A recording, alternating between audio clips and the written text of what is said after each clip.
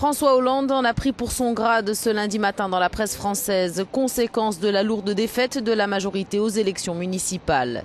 Le Front National transforme l'essai.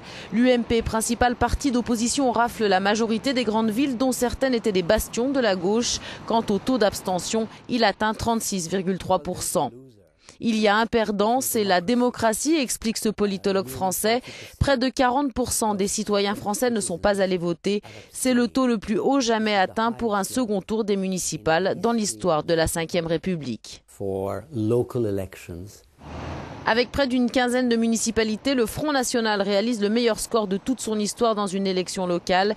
Pour la chef du parti d'extrême droite, il faut en finir avec, dit-elle, le faux choix entre UMP et PS. Je pense que la politique ne sera pas changée, puisqu'en réalité, c'est la feuille de route de Bruxelles. Donc ça n'est pas François Hollande qui décide, pas plus que c'était Nicolas Sarkozy hier. Bruxelles considère qu'il faut à tout prix que l'on mette en place une politique d'austérité, comme en Grèce, comme en Espagne, comme en Italie. Eh bien, c'est exactement ce qu'est en train de faire François Hollande. François Hollande et son Premier ministre Jean-Marc Ayrault se sont entretenus pendant près de 2 heures.